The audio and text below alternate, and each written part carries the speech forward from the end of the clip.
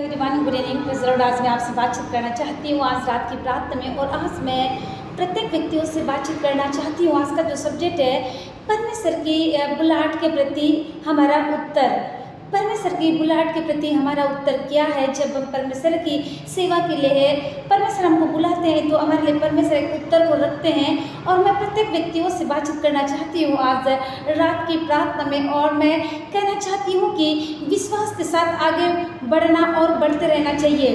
यहाँ पर यीशु मसीह बहुत ही खूबसूरत तरीके से आज की रात की प्रार्थना में आपसे बातचीत कर रहे हैं कि वो कहते हैं कि विश्वास के साथ आगे बढ़ना है और आज्ञा का पालन करना है। और आज्ञा मानकर, परमेश्वर की आज्ञाओं को मानकर, परमेश्वर की बुलाहट का मतलब है कि उसकी आज्ञा मानकर अपने जीवन में एक उद्देश्य को लेकर हमको जो है वो पूरा करना है। परमेश्वर की योजना क्या है हमारी ज़िंदगी में, उसके कार्यों को करना।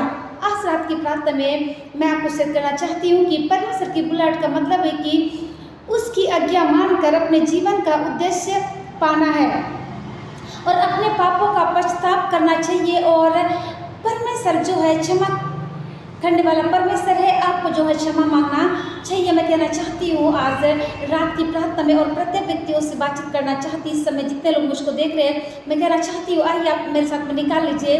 परमेश्वर का बुलाहट का मतलब है कि आप परमेश्वर की आज्ञाओं को मानते हुए, परमेश्वर की आज्ञाओं के अनुसार चलते हुए जो है आपको परमेश्वर के लिए जीना है। और संपूर्ण मन से, हमने संडे में भी सुना था कि परमेश्वर की दासी जो आए हैं, जर्मनी से आए, उन्होंने बताया कि एक समर्पणता का जीवन को हमको जीना है और परमेश्वर के लिए कार्यों को करना है। आइए अपने साथ में निकाल सकते हैं इफिसियों के 4 का 1 से 6 पद में, जहाँ पर कुछ इस प्रकार से लिखा हुआ है, जहाँ पर इफिसियों के 4 का 1-6 पद में कहा गया है कि प्रभु के लिए एक कैदी के रूप में मैं अपने आग्रह करता हूँ कि आप उस बुलाहट के योग्य जीवन जिए जो आपको मिली है। आमीन।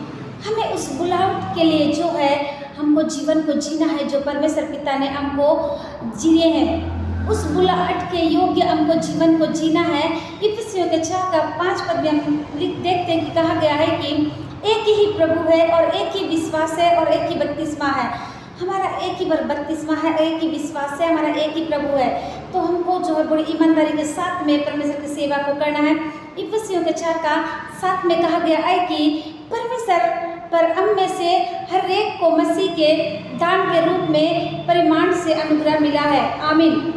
परमेश्वर पिता ने जो है हमको, परमेश्वर पिता जो है हम में से हर एक को मसीह के दान के रूप में परिमाण के अनुग्रह हमको मिला है। मैं कहना चाहती हूँ रोमियो के 8:31 पद भी आप देख सकते हैं, कहा गया है कि परमेश्वर पिता प्रभावशाली बुलाहट को देते हैं। और परमेश्वर पिता जो है हमको एक ऐसी सामर्थ में प्रभावशाली प्रार्थना को देते हैं और बुलाहट को देते हैं।